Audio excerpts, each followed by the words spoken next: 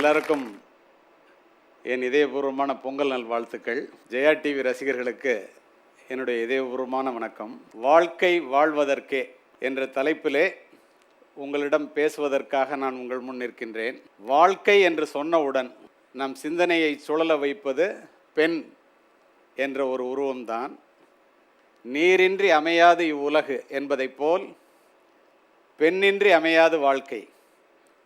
ஏன் அவ்வாறு கூறுகின்றேன் என்றால், நான் பிறந்து இந்த மண்ணிலே சிசுவாக வந்து விழும்போது நம் முகம் பார்த்து சிரிப்பவள் ஒரு பெண்.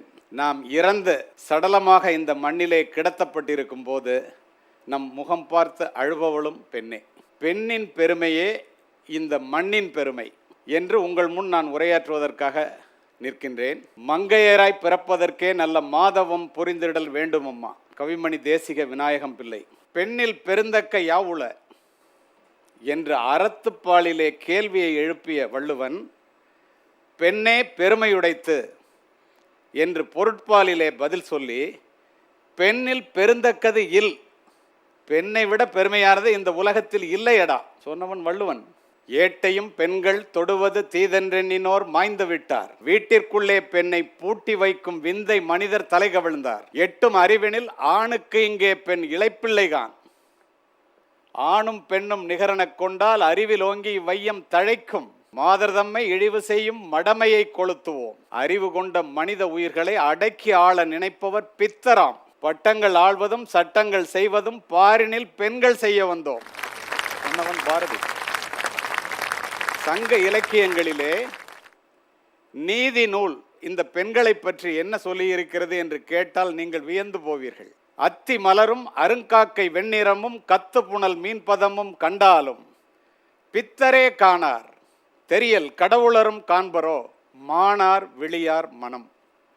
இதுக்கு என்ன அர்த்தம்னா, அத்திப்பூவை பார்த்துடலாமா, எப்பயாவது பூக்கும். வெண்மை நிற காக்கையை கூட பார்த்து விடலாமாம். ஒரு மீன் நீரிலே நீந்தி செல்லுகின்ற தடத்தை கூட பார்த்து விடலாமாம். ஆனால் ஞானிகளுக்கும் தெரியாதாம், கடவுளுக்கும் தெரியுமோ தெரியாதோ என்று சந்தேகமாம். எது? மான் போன்ற அழகான விழிகளை உடைய மங்கையரினுடைய மனதை அறிந்தவன் இந்த உலகத்தில் யாரும் இல்லை.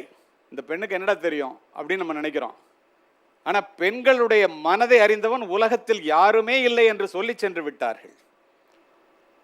பெண்ணின் பெருமையை பேசுகின்ற பொழுது கண்ணகியை பற்றி குறிப்பிடாமலோ சிலப்பதிகாரத்தை பற்றி பேசாமலோ கடந்து செல்ல முடியாது நண்பர்களே. சிலப்பதிகாரம், மணிமேகலை, சீவக சிந்தாமணி, குண்டலகேசி, வளையாபதி ஐம்பெரும் காப்பியங்களில் முதல் காப்பியமான மாபெரும் காப்பியமான இளங்கோவடிகளினுடைய சிலப்பதிகாரத்திலே இந்த கண்ணகியினுடைய பெருமை, கண்ணகியினுடைய திறமை, அவளுடைய தைரியம், இதை எப்படி குறிப்பிட்டிருக்கிறார் இளங்கோவடிகள் என்பதை அப்படியே இந்த அவையிலே பதிவு செய்கின்றேன். அறிவார்ந்த சபையாக நான் இதனை பார்க்கின்றேன். பாண்டிய மன்னனுடைய அரண்மனை. புயலென ஒரு பெண் உள்ளே நுழைகின்றாள். வாயில் காவலனால் கூட அவளுடைய வேகத்தை தடுக்க முடியவில்லை. மெய்யிற் பொடியும் விரிந்த கரும் கூந்தலும் கையில் தனிச்சிலம்பும் கண்ணீரும் கண்டனவே தோற்றான். அவள் சொல் உண்டனவே தோற்றான் உயிர். உடம்பு பூரா மண்ணா, தலைவிரி கோலமா, கையில் ஒற்றை சிலம்பா, கண்ணில் தண்ணீரான், கண்ணீர். அதை பார்த்த உடனே வழக்கே ஆரம்பிக்கல, கண்டனவே தோற்றான். அதை பார்த்தோடனே வழக்கில் தோற்றுட்டான் பாண்டிய மன்னன். அவள் சொல் உண்டனவே தோற்றான் உயிர். அவள் பேச ஆரம்பித்தோடனே தன் உயிரே இழந்துட்டான். இதை பார்த்தவுடன் மாட மாளிகைகளிலே இதை போல மக்கள் அமர்ந்திருக்கின்றார்கள். அந்த மக்கள் இந்த பெண்ணை பார்க்கின்றார்கள். பார்த்தவுடன் அவர்கள் என்ன நினைக்கின்றார்கள் என்பதை இளங்கோவடிகள் எப்படி அழகு தமிழிலே அருமையாக சொல்லுகிறார் பாருங்கள். களையாத துன்பம் இக்காரிகைக்கு காட்டி வளையாத செங்கோல் வளைந்தது இதுவென்கொள். மன்னர் மன்னன் மதிக்குடை வேந்தன் தென்னவன் கொற்றம் சரிந்தது இதுவென்கொள். இவளுக்கு சரி செய்ய முடியாத ஏதோ ஒரு பெரிய தவறை நம் மன்னன் ஆற்றிவிட்டான்.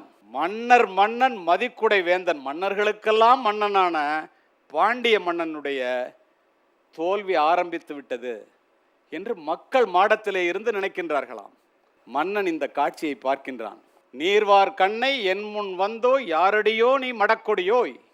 கண்ணில் தண்ணீரோட வந்து இளம் அழகிய பெண்ணா நிற்கிறே, நீ யார்? ஊழ்வினை துரத்த சூழ்கழல் மன்னா நின்னகர் புகுந்து என் கால் சிலம்பு பகர்தல் வேண்டி, பகர்தல்னா விற்கிறது, நின்பால் கொலைக்கலப்பட்ட கோவலன் மனைவி கண்ணகி என்பது என் பெயரே. இதை கேட்ட உடனே அடுத்து சொல்லுகிறான் பாருங்கள், மன்னன் அல்லவா, கல்வனை கோரல் கடுங்கோல் என்று வெல்வேல் கொற்றங்கான். திருடனை கொல்றது அரச பரிபாலனம், நீதி பரிபாலனம், அதில் என்ன தவறு? காய்கதிர் செல்வனே நீ அறிய என் கணவன் கல்வனோ. எவிடன்ஸ் கொடுக்குறா, என்னுடைய சிலம்பு மாணிக்கப்பரர்களால் ஆனது, நான் சோழ மண்டலத்திலிருந்து வந்த பெண் என்கின்றாள். எவ்வளோ நீதி தவறாத மன்னன் பாருங்க. தேமொழி உரைத்தது செவ்வை நன்மொழி, யாமுடை சிலம்பு முத்துடை அரிதே. நான் பாண்டிய நாட்டு மன்னன், என்னுடைய மனைவியினுடைய சிலம்பு முத்துக்களால் ஆனது, கொண்டு வா அந்த சிலம்பை. கண்ணகி அதை வாங்கி தரையிலே அடிக்கின்றாள். அதிலிருந்து தெரித்த மாணிக்க பரல் மன்னனுடைய உதட்டிலே சென்று படுகிறது. நண்பர்களே, அடுத்த நொடி பொன்சை கொல்லன் தன் சொல் கேட்ட யானோ அரசன் யானே கல்வன், மன்பதை காக்கும் தென்புல காவல் என் மிதல் பிழைத்தது கெடுகவே நாயுள். தப்பு பண்ணிட்டேன்டா, சாம்ராஜ்யத்துக்கே இதுவரைக்கும் நடக்காத பழியை உண்டாக்கி விட்டேன்னு அப்படியே விழுந்து சாவுறான். அருகிலே அமர்ந்திருந்த பாண்டிமாதேவியும் கூடவே விழுந்து உயிர் விடுகிறாள். இதை எதற்காக குறிப்பிட்டேன் தெரியுமா? பெண் என்பவள் யார்? தொட்டு உணர முடியாத பெரிய யானை, அற்புத யானை, கண்டு உணர முடியாத பேரொளி, அவள்தான் பெண். அதனால்தான் பாரதி சொன்னான் பெண்ணை பார்த்து, யாதுமாகி நின்றாய் காளி. உலகத்தில் எல்லாமே பெண் தான். அடுத்து புராண இதிகாச காலங்கள். கௌதம முனிவன், அகலிகை. அகலிகை உலக அழகி. இந்திரனே அவள் மீது ஆசைப்படும் அளவிற்கு உலக அழகி. ஒரு நாள் அவளை ஆட்கொள்ள வேண்டும் என்று நினைத்த இந்திரன் சேவல் வடிவிலே நடுநிசியிலே வருகின்றான். 4 மணிக்கு கூவ வேண்டிய சேவல் 2 மணிக்கு கூவுகிறது. உள்ளே படுத்திருந்த கௌதம முனி பொழுது புலர்ந்து விட்டது என்று கமண்டலத்தை எடுத்துக்கொண்டு காட்டுக்குள் செல்கின்றான். இந்திரன் கௌதம முனிவருடைய வேடத்திற்கு மாறி நடுநிசியிலே அகலிகையை ஆட்கொள்ளுகிறான். பிறகுதான் அகலிகைக்கு தெரிகிறது கணவன் உருவிலே வந்தவன் கணவன் அல்ல என்று. இதை தவ வலிமையால் தெரிந்து கொண்ட கௌதம முனிவன் அகலிகையை கல்லாக சமைக்கின்றான். இந்த இடத்திலே நண்பர்களே, நான் உங்களுக்கு சொல்ல விரும்புவது, முக்காலமும் உணர்ந்த முனிவருக்கே உண்மையான சேவல் எது, பொய்யான சேவல் எது என்று தெரியவில்லை. 4 மணி எது, 2வது மணி எது தெரியவில்லை. நடுநிசையிலே கணவன் உருவிலே வந்த இந்திரனை கௌதம முனி அல்ல என்று எப்படி அவளுக்கு தெரியும்? இப்படியாக புராண இதிகாசங்கள் தவறே இழைக்காத பெண்களை தண்டித்தே வந்திருக்கிறது. அதே நேரத்திலே தவறு இழைத்த ஆண்களை பெண்கள் என்ன செய்தார்கள் என்று பாருங்கள். நடு காட்டிலே தன்னை தவிக்க விட்ட நலனை தமயந்தி மன்னித்தாள். தனக்கே தெரியாமல் தன்னை சூதிலே இழந்த தருமனை பாஞ்சாலி மன்னித்தாள். இராவணனுடைய விரல் நகம் கூட தன் மேல் படாமல் பாதுகாத்த சீதையை அக்கினி பிரவேசம் செய்ய சொன்ன ராமனை சீதை மன்னித்தாள். இந்த மண்ணினுடைய பெருமை, நம் பெண்ணினுடைய பெருமை என்ன தெரியுமா? நன்றாக தெரிந்து கொள்ளுங்கள். விவேகானந்தர் கேம்பிரிட்ஜ் யூனிவர்சிட்டியிலே பெண்ணின் பெருமையை பற்றி மிகப்பெரிய உரைவீச்சு. அத்துணை பேரும் அரங்கம் அதிர அவர் பேசி முடித்தவுடன் கைத்தட்டிய பிறகு நண்பர்களே, இந்தியாவையும் இந்திய பெண்களையும் மட்டம் தட்ட வேண்டும் என்ற ஆங்கிலேய பேராசிரியர் எட்வின் மெர்வின் எழுந்து சொல்லுகின்றார், பெண்களை அடிமைப்படுத்துகின்ற தேசத்திலிருந்து வந்து பெண்ணின் பெருமையை எங்களுக்கு சொல்லுகிறீர்களா என்று கேட்டவுடன் அரங்கமே அமைதியானது. அடுத்த நொடி வீர துறவி விவேகானந்தரிடமிருந்து பதில் சீறி பாய்ந்தது. நண்பர்களே, எங்களுடைய இந்திய தேசத்திலே நாங்கள் எங்களுடைய மனைவியை தவிர மற்ற பெண்களை தாயாக பார்க்கின்றோம். உங்களுடைய மேலை நாட்டிலே உங்களுடைய தாயை தவிர மற்ற பெண்களை மனைவியாக பார்க்கின்றீர்கள். ஆனால் உண்மை என்ன நடக்கிறது இந்த காலகட்டத்திலே? பெண்ணின் பெருமையை நாம் உணர்ந்திருக்கின்றோமா?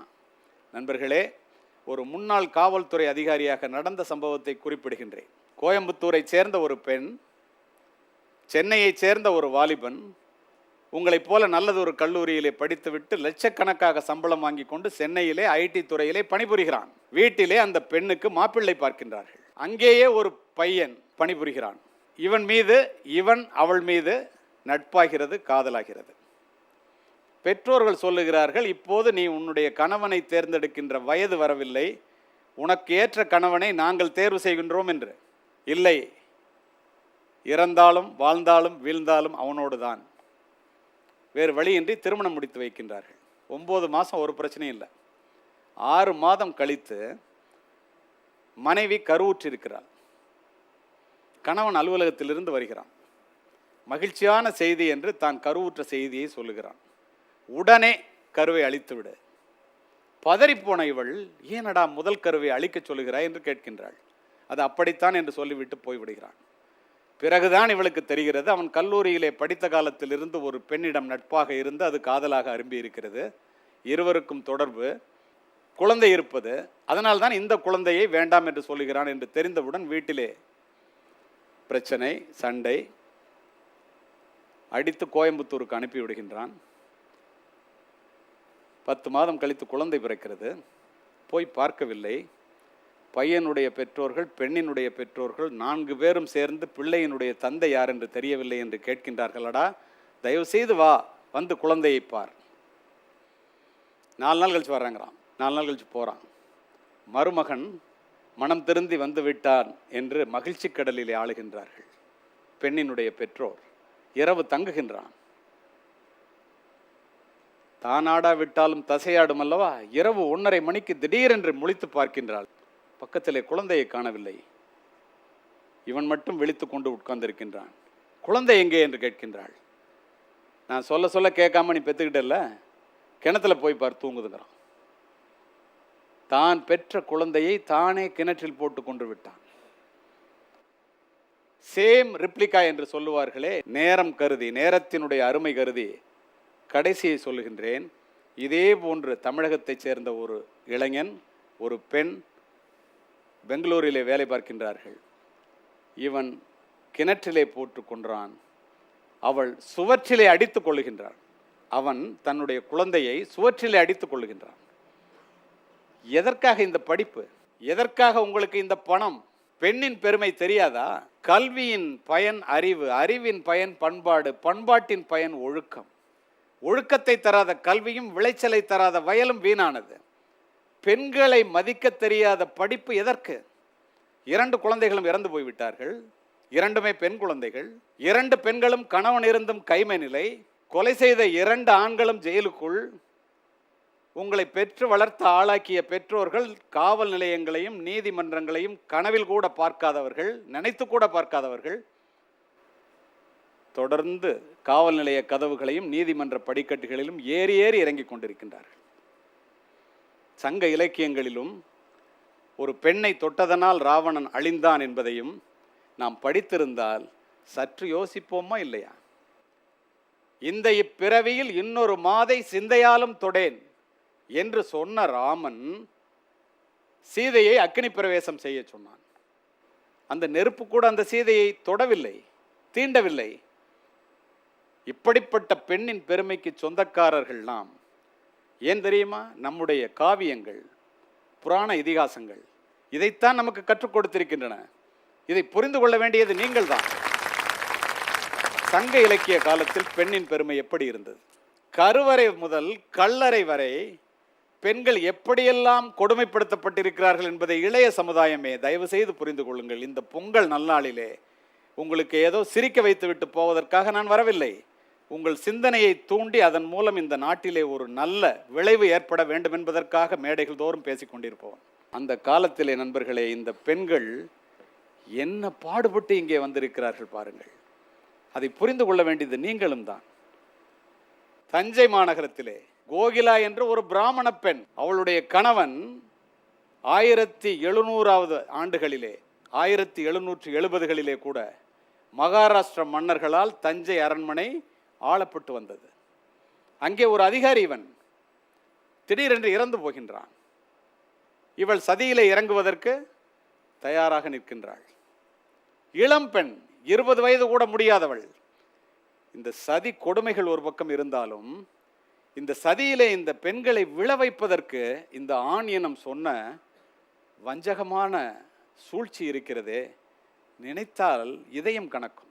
கணவன் இறந்த பிறகு எந்த ஒரு பெண் சதியிலே போய் உடன்கட்டை ஏறுகிறாளோ அவள் மட்டுமே உத்தமி பத்தினி. உடன்கட்டை ஏறுகின்ற பெண் 14 இந்திரர்கள் வாழுகின்ற நாட்களுக்கு கணவனோடு சொர்க்கத்திலே வாழலாம். உடன்கட்டை ஒரு பெண் ஏறினால் 3 தலைமுறையினுடைய பாவத்தை கரைத்து விடுகின்றாளாம். அறிவு குருடாக்கப்பட்ட இந்த அபலைகளை எரியும் நெருப்பிலே தள்ளுவதற்கு வஞ்சகமான எண்ணங்களை மனதிலே சுமந்து நெஞ்சம் பதைக்க அவர்களை நெருப்பிலே தள்ளிய காட்சிக்கு அவர்கள் சொல்ற காரணங்கள் தான் அதிர வைப்பவையாக இருந்தன. இப்படிப்பட்ட சூழலிலே அந்த கோகிலா என்ற பெண் நெருப்பிலே வீழ்வதற்காக நிற்கின்றாள். சினிமாவில் கூட நீங்கள் அப்படி பார்த்திருக்க முடியாது. எங்கோ இருந்து வேகமாக வந்த ஒரு குதிரை, அந்த குதிரையை ஓட்டி வந்த இளைஞன் அவளை அப்படியே தூக்கி கொண்டு சென்று விடுகிறான். அத்துணை பேரும் பதைத்து போகிறார்கள், நெருப்பிலே விழாமல் தப்பித்து விட்டாளே என்று. சமூக கட்டுப்பாடு என்று அறிவிக்கின்றார்கள். அவள் அதை பற்றி எல்லாம் கவலைப்படவில்லை. அழைத்து சென்றவன் ஹென்றி லிவில்டன் என்று ஆங்கிலேய அரசிலே அதிகாரியாக இருந்தவன். இவளை அழைத்து கொண்டு பாளையங்கோட்டைக்கு போய்விடுகின்றான். இருவரும் நட்பாகிறது, காதலாகிறது, மறுமணம் செய்து கொள்கின்றாள். ஒரு சூழலிலே பல ஆண்டுகள் கழித்து ஹென்றி இறந்து போகின்றான். இறந்து போனவுடன் இவள் அந்த ஊரிலே இவளுடைய பெயரை கிளாடினா என்று பெயரை மாற்றிக்கொள்கின்றாள். இந்த கிளாடினா ஸ்வாட்ஸ் என்ற பாதிரியாரிடம் சென்று ஞானஸ்நானம் கேட்கின்றாள். அந்த பாதிரியார் கொடுக்கவில்லை. ஆனால் அதே பாதிரியார் இவர் தேவாலயத்தை கட்டும்போது அடிக்கல் நாட்டியதே அவர்தான். இதை ஏன் சொல்லுகின்றேன் தெரியுமா? இந்த தேவாலயத்தை ஆரம்பித்து 40 பேர்களை சேர்க்கின்றாள். அதிலே ஒரு பள்ளிக்கூடத்தை ஆரம்பித்து ஆசிரியர்களுக்கு தன்னுடைய பணத்திலே பணம் கொடுத்து முதலாக பள்ளிக்கூடத்தை ஆரம்பிக்கின்றாள். தென்னிந்திய திருச்சபை என்று இன்று பறந்து விரிந்து கிடக்கிறதே நண்பர்களே, அதனுடைய வரலாற்றை எழுதினால் கோகிலா என்ற பிராமண பெண்ணை தொடாமல் எழுத முடியாது. அவள் வெட்டிய கிணறு அந்த தேவாலயத்திற்கு பக்கத்தில் இன்றும் பாப்பாத்தி கிணறு என்று பாளையங்கோட்டையிலே அழைக்கப்பட்டு கொண்டிருக்கிறது. இவள் இறந்திருந்தால், எரியும் நெருப்பிலே வீழ்ந்திருந்தால், தென்னிந்திய திருச்சபை வேறு யாராவது ஆரம்பித்திருக்கலாமே என்னவோ. ஒரு பெண்ணினுடைய சக்தி, ஒரு பெண்ணினுடைய திறமை எவ்வளவு என்று பாருங்கள். இன்று கீழடியிலே அகழ்வாராய்ச்சி நடப்பது உங்களுக்கு எத்தனை பேருக்கு தெரியும் என்று எனக்கு தெரியவில்லை நண்பர்களே. தமிழன் என்று சொல்லடா, தலை நிமிர்ந்து நில்லடா என்று என்றோ சொன்னோமே, அது வார்த்தை விளையாட்டல்ல. தமிழர்களுடைய நாகரிகம் 2400 ஆண்டுகளுக்கு முந்தையது என்று கார்பன் டேட்டிங் என்று சொல்லப்படுகின்ற விஞ்ஞானபூர்வமாக அறுதியிட்டு உறுதியாக நிரூபிக்கப்பட்டிருக்கிறது. உலகமே வியந்து பார்க்கிறது. பெண்ணின் பெருமையை சொல்லுகின்ற இடத்தில் இதை ஏன் சொல்லுகின்றேன் தெரியுமா? அங்கு தோண்டி எடுக்கப்படும் போது கிடைத்த தங்க தகட்டிலே கோதை என்ற பெண்ணினுடைய பெயர் எழுதப்பட்டிருக்கிறது. பானை ஓடுகளிலே எழுத்துக்கள் இருக்கின்றன. பெண்கள் தானே பானையை உபயோகப்படுத்துகிறார்கள். எழுத்துக்கள் அந்த பெண்களால் எழுதப்பட்டவை. அந்த காலத்திலே தமிழ் பெண்கள் படித்தவர்களாக இருந்திருக்கிறார்கள் என்ற ஒரு மிகப்பெரிய செய்தியை அது நிரூபிப்பதாக இன்று அமைந்திருக்கிறது. பெண்ணிடத்தில் பிறக்கிறோம், பெண்ணிடம் பால் குடித்து வளர்கிறோம், பெண்ணை மனைவியாக்கி மகிழ்கிறோம், பெண்ணை பெற்றெடுத்து பேருவகை கொள்கிறோம். அதே நேரத்திலே நண்பர்களே, வீடு பெருக்க பெண் வேண்டும், சோறு சமைக்க பெண் வேண்டும், சுகம் கொடுக்க பெண் வேண்டும், காதலிக்க பெண் வேண்டும், கட்டி அணைக்க பெண் வேண்டும், கல்யாணம் செய்ய பெண் வேண்டும், குழந்தை பெற பெண் வேண்டும், குழந்தை மட்டும் ஆண் வேண்டும். நினைத்து பாருங்கள், யாரேனும் இதை கற்பனையிலே சொல்ல முடியுமா? ஏன் அப்படி சொல்லுகின்றேன் தெரியுமா? குழந்தை மட்டும் ஆண் வேண்டும் என்று நினைக்கின்றீர்கள் என்று. இன்று வரை இந்த பெண் சிசு கொலை தொடர்கிறது. கள்ளிப்பால் கொடுத்தது போக, முழு நெல் கொடுத்தது போக, கலைத்தும் கரைத்தும் அழித்தது போக, 126 கோடி பேரிலே 63 கோடி பேர் பெண்கள். இத்துணையும் கடந்து வந்திருக்கிறார்கள் இந்த பெண்கள். சுதந்திர தின உரையிலே ஜனாதிபதி திரு கே நாராயணன் அவர்கள் குறிப்பிட்டார், உலகத்திலேயே உன்னதமான இடம் தாயினுடைய கருவறை. அந்த தாயினுடைய கருவறை கூட இந்த பெண்களுக்கு பாதுகாப்பானதாக இல்லை என்பதுதான் இந்த இந்திய தேசத்தினுடைய மிகப்பெரிய கொடுமைகளில் ஒன்று என்று கூறினார். இதை புரிந்து கொள்ள வேண்டியது ஆண்கள் தான். நினைத்து பாருங்கள். அதனால்தான் கருவறை முதல் கல்லறை வரை பெண்களை பாதுகாப்பதற்கு, பெண் சிசு கொலையை தடுப்பதற்கு சட்டம், பெண்களை கொடுமைப்படுத்துவதற்கு சட்டம், cruelty to act, cruelty prevention act, பெண்களை ஈவ்டீசிங் கேலி செய்வதற்கு ஈவ்டீசிங் ஆக்ட், பெண்களிடம் வரதட்சணை பெறுவதற்கு வரதட்சணை புரோகிபிஷன் டவுரி புரோகிபிஷன் ஆக்ட், பெண்கள் உடன்கட்டை ஏறுவதை சதி பிரிவென்ஷன் ஆக்ட். எத்துணை சட்டங்கள் போட்டு என்ன? இன்றும் பொள்ளாச்சி போன்ற சம்பவங்கள் நடந்து கொண்டுதானே இருக்கின்றன. இதை தடுப்பது யார்? சட்டங்களா? நிச்சயமாக இல்லை என்று அடித்து கூறுவேன். பெண்ணினுடைய பெருமையை ஆண்கள் உணர்ந்தால் மட்டுமே இது நிற்கும். அதற்காகத்தான் இத்துணை இலக்கிய ஆதாரங்களோடு உங்களிடம் பேசிக் கொண்டிருக்கின்றேன். ஒரு பெண் திருமணம் நடக்கின்றது. திருமண வீட்டிலே பெண்ணினுடைய தந்தை ஒரு கடிதத்தை வாசிக்கின்றார். அத்துணை 1000 பேர் அமர்ந்திருக்கின்ற அவையிலே. கேட்டால் நெஞ்சம் பதறி போவீர்கள். இந்த பெண்களை எப்படி நாம் பாதுகாக்க வேண்டும் என்பதை இந்த ஆண்கள் உணர்வீர்கள். என்ன படித்தார் தெரியுமா? அதிலே 55 ஆண்டுகள் நானும் என்னுடைய கணவனும் உழைத்து களைத்து விட்டோம், நானும் என்னுடைய மனைவியும் உழைத்து களைத்து விட்டோம். எங்களுடைய ஒரே பெண் இவள். 25 வயதிலே இவளுக்கு திருமணம் செய்து வைக்கின்றோம். இன்று எங்களுக்கு மிக மகிழ்ச்சியான நாள் என்று நீங்கள் நினைத்துக் கொள்ளாதீர்கள். மிகவும் துக்கமான நாள். ஏன் தெரியுமா? எங்களுடைய வீட்டினுடைய வசந்தமே மகாலட்சுமியே இவள்தான். இவள் இன்று எங்களை விட்டு பிரிய போகின்றாள். இவளுடைய உதட்டிலே ஏற்படுகின்ற புன்னகைதான் எங்களுடைய இதயத்திலே துடிப்பாக இத்துணை நாள் இருந்தது. இவளுடைய உதட்டிலே புன்னகை அரும்பவில்லை என்றால் எங்களுடைய இதயத்திலே இரத்தம் கொட்டும். எங்களுடைய அத்துணை உழைப்பும் இவளுக்காக அவ்வளவு செல்லமாக வளர்த்திருக்கின்றோம். அவள் பேதை பெண், அவளுக்கு ஒன்றும் தெரியாது. உங்களிடம் உங்கள் வீட்டிற்கு மருமகளாக வருகிறாள். தயவு செய்து அவளை பத்திரமாக பார்த்து கொள்ளுங்கள். ஏதேனும் தெரியவில்லை என்றால் சொல்லிக் கொடுங்கள். 25 ஆண்டுகள் எங்களிடத்திலே வளர்ந்தவள் உங்களிடத்திற்கு புது பெண்ணாக வருகின்றாள். அவளை தயவு செய்து ஏதேனும் அவள் மனம் நோகும்படி நீங்கள் செய்துவிட்டால் நாங்கள் உயிரோடு இருப்பதை யோசிக்க வேண்டியது இருக்கும். அவ்வளவு பாசத்தை அவள் மீது வைத்திருக்கின்றோம். உட்கார்ந்திருக்கின்ற கணவனை பார்த்து சொல்லுகின்றார், மாப்பிள்ளை அவர்களே, இந்த வார்த்தைகளினுடைய பொருள் உங்களுக்கு இப்போது தெரியாது. உங்களுக்கு ஒரு பெண் பிறந்து அந்த பெண் வளர்ந்து அவளை திருமணம் செய்து கொடுக்கின்ற நேரத்திலே நீங்கள் அதனுடைய அர்த்தத்தை உணர்வீர்கள். இது சத்தியம் என்று கண்ணீர் மல்க சொல்லுவதை கேட்டு அரங்கத்தில் அத்துணை பேரும் கண்ணை துடைக்கின்றார்கள். இதுதானே இன்றைய பெண்ணினுடைய நிலை. தன்னுடைய பெண்ணை போல் வருகின்ற மருமகளையும் மகளாக நினைத்து பார்ப்போம் என்று சொல்லுகின்றோமே ஒழிய உண்மையிலேயே செய்தால் குடும்ப கோற்றுகள் நிரம்பி வழியுமா? நினைத்து பாருங்கள். இது யாருடைய கையிலே இருக்கிறது? இந்த பிரச்சனை வராமல் தடுப்பது யார்? எத்துணை சம்பவங்களை சொன்னேன். குழந்தையை கொலை செய்து மனைவியை கைம்பெண்ணாக்குகிற ஆண் வர்க்கத்தை பற்றி எத்துணை சம்பவங்களை சொன்னேன். இதை புரிந்து கொள்ள வேண்டியது நாம் தானே.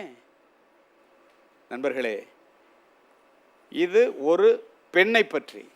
மனைவி என்பவள் யார்? உடம்போடு உயிரிடை என்ன மற்றென்ன மடந்தையோட எம்மிடை நட்பு. வள்ளுவர் உடம்புக்கும் உயிருக்குமான நட்பு என்னவோ அதாண்டா மனைவிக்கும் கணவனுக்குமான நட்பு. ஒன்று இல்லைன்னா ஒன்று இல்லைன்ட்டார். யாயும் ஞாயும் யாராகியரோ எந்தையும் நுந்தையும் எம்முறை கேளிர் யானும் நீயும் எவ்வளி அரிதும் செம்புல பெயர் நீர் போல அன்புடை நெஞ்சம் தாம் கலந்தனவே.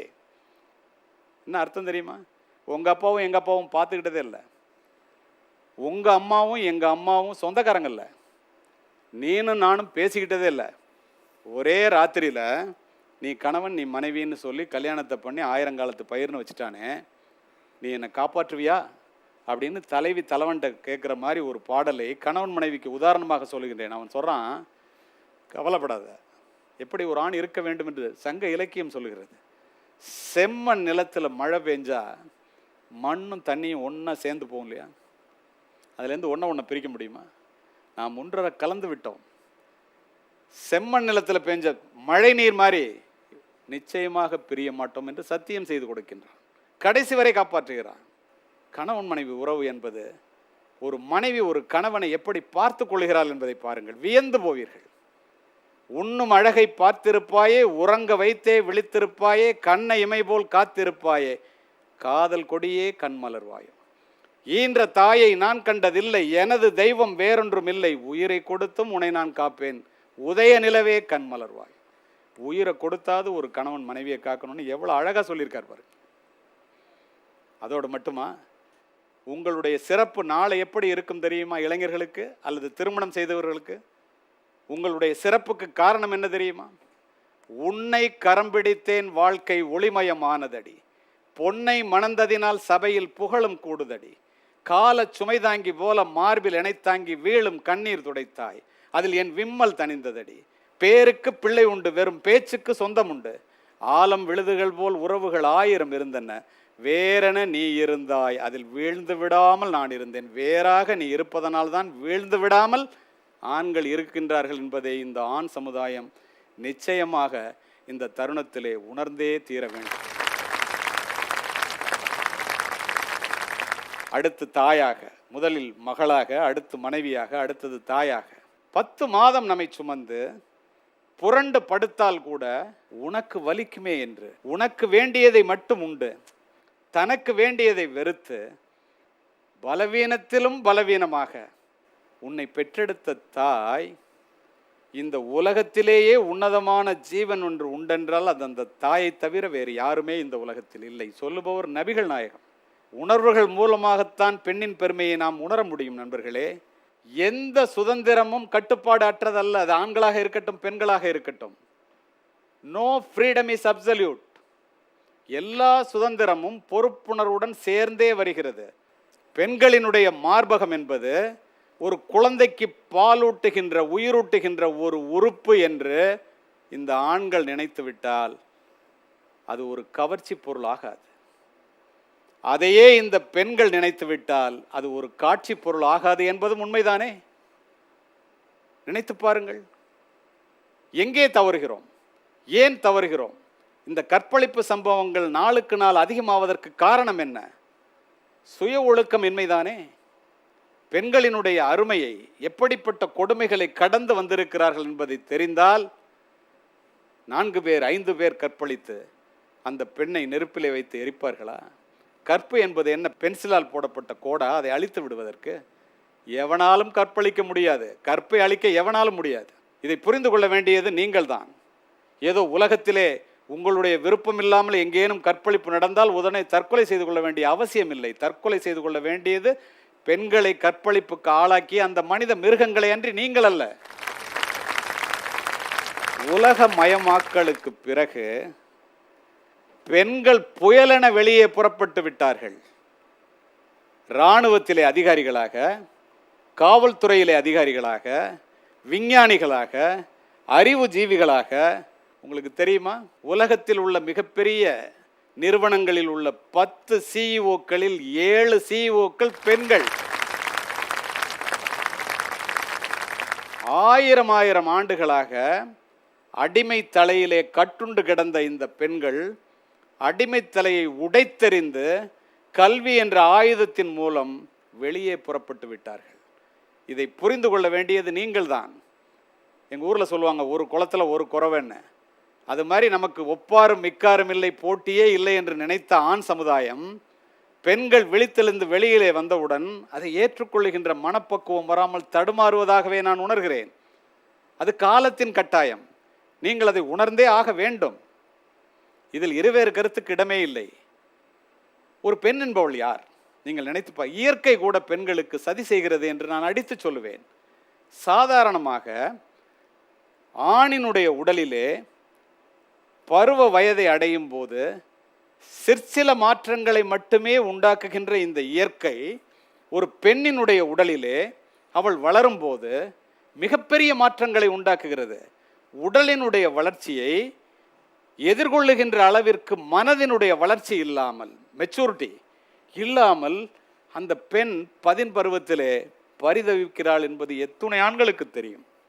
அது மட்டுமா, குழந்தை பேற்றுக்காக திறக்கப்படுகின்ற வயிறு நண்பர்களே அவளுடைய உடல் நலத்தை புரட்டி போட்டு விடுகின்றது. உங்களுக்கு அது உண்டா? நிச்சயமாக இல்லையே. அது மட்டுமா, 50 வயதை கடக்கும் போது மானப்பஸ் என்று பீரியட் சொல்லுகிறார்களே, ஒரு பெண்ணினுடைய உடலும் மனமும் அவளிடம் இருந்து அவளை அறியாமல் வெளியே சென்று விடுகிறது. அந்த பாடுபடுகிறாள். இப்படிப்பட்ட சம்பவங்களை கடந்து வரும்போது இந்த சமூகம் அவளுக்கு செய்கின்ற கொடுமைகள், ஆண்கள் அவர்களுக்கு செய்கின்ற கொடுமைகள், இதை இந்த பூமி தாங்குமா? நினைத்து பாருங்கள். அந்த சூழ்நிலையிலும் நண்பர்களே, கருப்பையிலே புற்றுநோய், மார்பக புற்றுநோய், அதற்குரிய சிகிச்சை அத்துணையையும் ஒரு இருமல் தும்மலை போல இந்த பெண் சமுதாயம் கடந்து ஒரு சாதாரண ஜலதோஷத்திற்கும் தலைவலிக்கும் பாடாய்ப்படுத்துகின்ற ஆண்களுக்கு கடைசி வரை தொண்டு செய்வதை தன்னுடைய கடமையாகவே இன்று வரை நினைத்து கொண்டிருப்பவர்கள் இந்த தமிழ் பெண்கள். இதை அறிய வேண்டியது ஆண் சமுதாயம் அல்லவா? நினைத்து பாருங்கள் எவ்வளவு அவசியமான ஒன்று என்று. இப்படிப்பட்ட சூழலிலே நான் உங்களிடம் சொல்ல விரும்புவது, பெண்ணினுடைய பெருமையை உதாரணங்களை சொல்லி முடிக்கின்றேன். எவ்வளவு பெரிய சக்தி படைத்தவள் பெண். புற்றுநோய் இந்த உலகத்தையே அணு அணுவாக சிதைத்துக் கொண்டிருந்தது நண்பர்களே, அணு அணுவாக சிதைத்துக் கொண்டிருந்தது. புற்றுநோயை வெற்றி கொள்ள ரேடியம் கதிர் தேவைப்பட்டது. ஒரு பெண்ணினுடைய 27 ஆண்டுகால உழைப்பின் காரணமாக ரேடியம் கசிந்தது, புற்றுநோய் வெற்றி கொள்ளப்பட்டது. இன்று கோடிக்கணக்கானவர்கள் இந்த உலகத்திலே புற்றுநோயை வெற்றி கொண்டு வாழ்ந்து கொண்டிருக்கின்றார்கள் என்றால் ஒரு பெண்ணினுடைய தியாகம். அவள் அந்த புற்றுநோயை வெற்றி கொள்வதற்காக அவள் இழந்தது அவளுடைய வாழ்க்கை அல்ல மாணவர்களே, தன்னுடைய உயிரை. 2 நோபல் பரிசுகளை, இயற்பியல் ஒன்று வேதியியல், உலகத்திலேயே 2 நோபல் பரிசுகளை பெற்ற ஒரே பெண் மேரி கியூரி அம்மையார் என்ற அந்த மாதரசு. திண்டிவனத்திலே ஒரு பெண், பெண்களினுடைய திறமை என்ன, பெண்களினுடைய பெருமை என்ன என்றெல்லாம் நினைக்கின்றோமே, முழுமையாக உண்மையான சம்பவங்களை தெரிந்து கொள்ளுங்கள், அதிர்ந்து போவீர்கள்.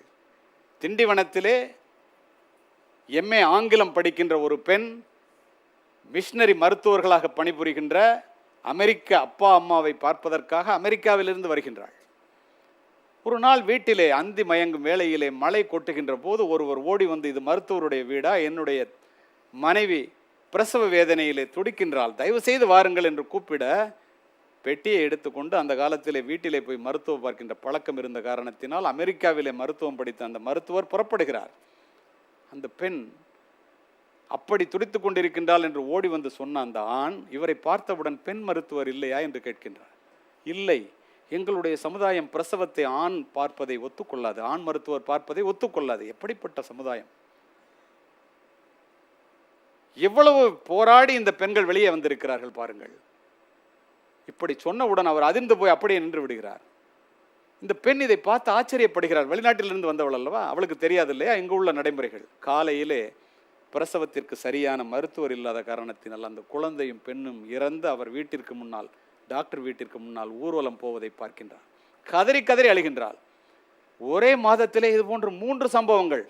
பெண்களுக்கு பிரசவம் பார்ப்பதற்கு பெண் மருத்துவர் இல்லாத காரணத்தினால் பிரசவத்தின் போது செத்துக்கொண்டே இருக்கிறார்கள்.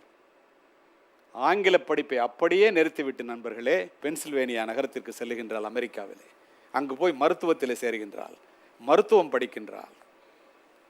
1902ஆம் ஆண்டு வேலூரிலே வந்து ஒரே ஒரு படுக்கையோடு ஒரு மருத்துவமனை ஆரம்பிக்கின்றாள்.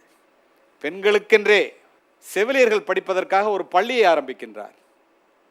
நான் சொல்லுவது உங்களுக்கு படித்தவர்களாக இருக்கின்ற காரணத்தினால் யார் என்று புரிந்திருக்கும்.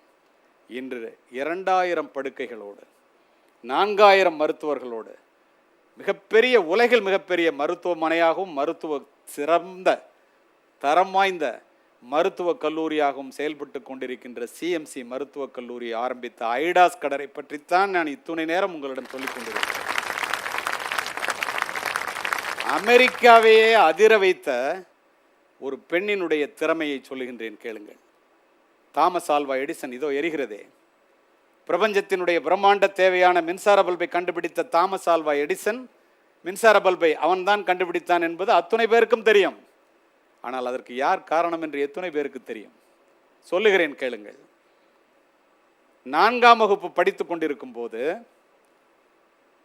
தாமஸ் ஆல்வா எடிசன் படித்த பள்ளியினுடைய ஆசிரியை அவனிடம் ஒரு கடிதத்தை கொடுத்து, இது உன்னுடைய தாயிடம் மட்டும் கொண்டு போய் கொடு, வேறு யாரிடமும் கொடுக்கக்கூடாது என்று சொல்ல, அதை எடுத்துக்கொண்டு போய் அந்த பிஞ்சு நெஞ்சம் தன் தாயிடம் கொடுக்கின்றது. அதை படித்து பார்த்த அந்த தாய் கதறி கதறி அழுகின்றாள். என்னம்மா எழுதியிருக்கு அந்த லெட்டரில், ஏமா அப்படி அழுகுறேன்னு சின்ன பிள்ளை கேட்குறான். ஒரு நொடி நின்று நிதானித்த அந்த தாய், உலகத்திலேயே புத்திசாலி நீதானாம், உனக்கு சொல்லிக் கொடுப்பதற்கு ஆசிரியர்களால் கூட முடியவில்லையாம், அதனால் உன்னை நாளையிலிருந்து நிறைய புத்தகங்கள் இருக்கின்ற நூலகத்துக்கு அழைத்து சென்று என்னையே ஆசிரியையாக இருந்து சொல்லிக் கொடுக்க சொல்லி இருக்கின்றாரடா, அவ்வளவு பெரிய புத்திசாலி பிள்ளையை பெற்றிருக்கிறோமே என்பதனால் கண்கலங்கி அழுது விட்டேன் என்று சொல்கின்றாள். அப்படியே நம்புகின்றான். அடுத்த நாள் இவனை அழைத்து கொண்டு பள்ளிக்கு செல்கின்றாள். வெளியிலே தாமஸ் ஆல்வா எடிசனை நிறுத்திவிட்டு, நண்பர்களே, ஆசிரியை போய் பார்க்கின்றாள். அந்த ஆசிரியை சொல்லுகின்றாள், மூளை இருக்க வேண்டிய இடத்திலே உன்னுடைய மகனுக்கு முட்டை இருக்கின்றது, கெட்டுப்போன முட்டை இருக்கின்றது, எந்த பள்ளியிலும் அமெரிக்காவில் அவனால் படிக்க இயலாது, அவனை அழைத்து கொண்டு போய்விடு, இந்த டிசின்னு கொடுக்குறான். அந்த தாய் அந்த ஆசிரியையிடம் சொன்னால், என்னுடைய பிள்ளையை இந்த அமெரிக்க பள்ளிகளிலே படிக்க முடியாது என்று நீ சொல்லிவிட்டாய், என்றேனும் ஒரு நாள் இந்த அமெரிக்கா மட்டுமல்ல இந்த உலகமே என்னுடைய பிள்ளையினுடைய கண்டுபிடிப்பை படிக்கிறதா இல்லையா பார், இது என் தாயினுடைய பெண்மையினுடைய சத்தியம் என்று சொல்லிவிட்டு சென்று விடுகின்றார்.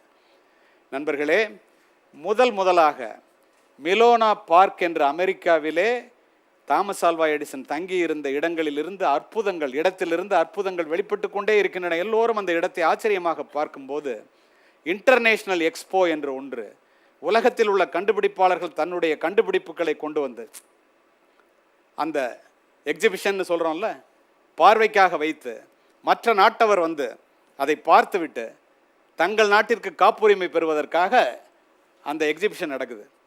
அதில் கொண்டு போய் முதலாக 1888ஆம் ஆண்டு சரித்திர உண்மையோடு சொல்லி கொண்டிருக்கின்றேன், தன்னுடைய கிராமபோன் தான் முதலாக ஒரு ஒலியை பதிவு செய்து அந்த ஒலியை திரும்ப மற்றவர்களுக்கு போட்டு காண்பிக்க முடியும் என்பதை நிரூபித்து அதை கொண்டு போய் அந்த எக்ஸ்போவில் கொண்டு போய் வைக்கிறார் தாமஸ் ஆல்வா எடிசன். எல்லா கூட்டமும் அந்த இடத்தை வந்தடைந்தவுடன் மற்ற நாடுகளில் மற்ற கண்டுபிடிப்புகளை செய்தவர்கள் அங்கு வருகின்றார்கள். இது தவறு, ஹீஸ் எ மெஜிஷியன், இவன் மேஜிக் பண்ணுறான், இதுக்கு வாய்ப்பே இல்லை. ஒரு அமெரிக்கா எங்களையெல்லாம் எல்லா நாட்டிலிருந்தும் அழைத்து ஒரு மேஜிக் செய்கிறவனை கொண்டு வந்து வச்சுக்கிட்டு எல்லா கூட்டத்தையும் அங்கே அழைச்சி எங்களை இழிவுபடுத்துது, இதை நாங்கள் நம்ப தயாராக இல்லை, இது மாதிரி ஒருத்தனால கண்டுபிடிக்க முடியாது, இவனை வெளியில் அனுப்பிச்சாதான் இந்த எக்ஸிபிஷனில் எங்கள் ஸ்டாலை நாங்கள் வைப்போம், இல்லைன்னா புறக்கணிச்சிருவோங்கிறாங்க. ஜான் கிளையன்ஸ் என்ற ஒரு ஆங்கிலேய அதிகாரி, இது உண்மையா பொய்யா என்று கூட பார்க்காமல் மெத்த பிடித்த ஆங்கிலேய அதிகாரி எடிசனை கையை பிடித்து இழுத்து கொண்டு போய் வெளியிலே விட்டு, இந்த எக்ஸிபிஷனில் நீ இருக்கக்கூடாதுன்றார்.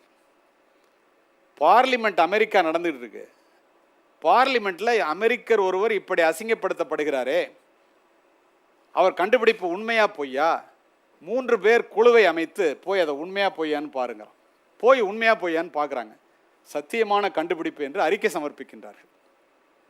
அடுத்த நாள் இவன் என்ன பண்ணுறான், எடிசன் அல்லவா, தாமஸ் ஆல்வா எடிசனில் எவ்வளோ பெரிய புத்திசாலி, வெளியில் அனுப்பிச்சால பக்கத்தில் போய் ஒரு கிரவுண்டில் கொண்டு போய் அதை வைக்கிறான்.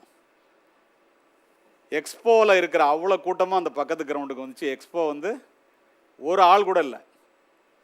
திரும்ப கூப்பிட்றாங்க, நீ வையே, ஒன்று உண்மையான கண்டுபிடிப்பு, வரமாட்டேன்ட்டான். பார்லிமெண்ட்டுக்கு கூப்பிட்றாங்க, வரமாட்டேன்ட்டான்.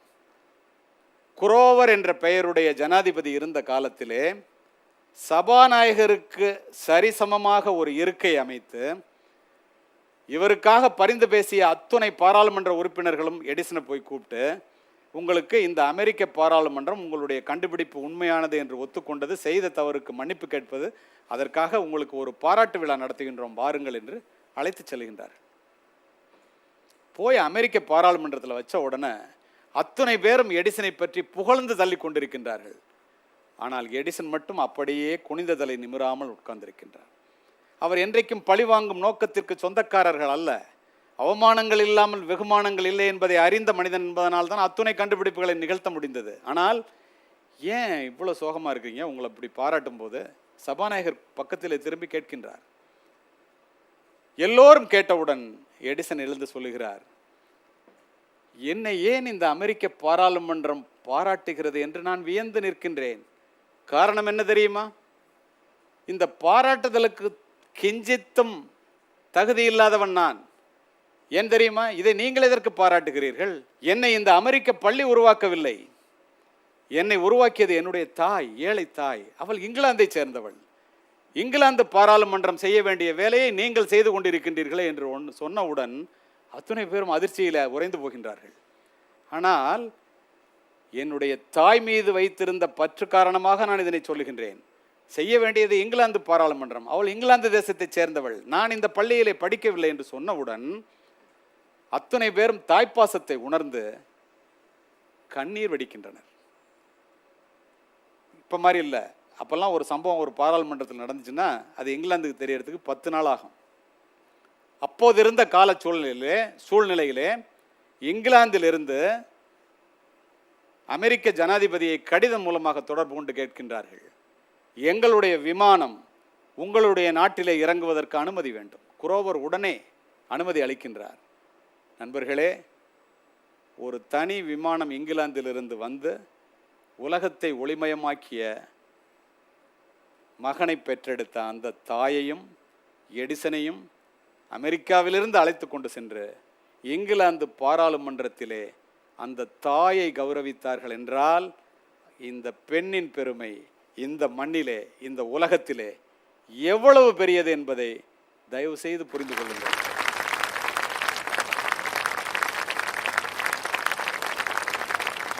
பெண்கள் ஆண்கள் செய்வதை எங்களால் செய்ய முடியும் என்பதிலேயே நேரத்தை செலவு செய்யாதீர்கள். பெண்கள் படைக்கப்பட்டது ஆண்கள் செய்வதையும் எங்களால் செய்ய முடியும் என்பதற்காக அல்ல. அதைவிட நீங்கள் 1000 மடங்கு உயர்ந்தவர்கள். ஆண்களால் செய்ய முடியாததையும் பெண்களால் செய்ய முடியும் என்பதற்காக உண்டாக்கப்பட்டவர்கள் பெண்கள். இதை ஏதோ நான் சாதாரணமாக சொல்லவில்லை. ஆண்கள் சிந்தித்து பாருங்களேன்.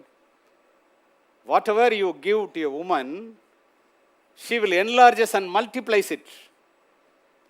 If you give her sperm, she will give you a child.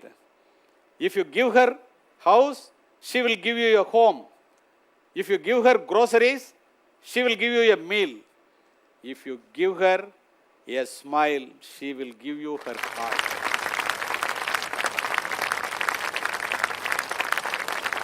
நீ பூவாக புயலாக என்றெல்லாம் பேசுகிறோமே, ஆண்கள் மழையாக இருந்தால் இந்த பூமியிலே, பெண் என்ற பூமியிலே பூ பூக்கும்.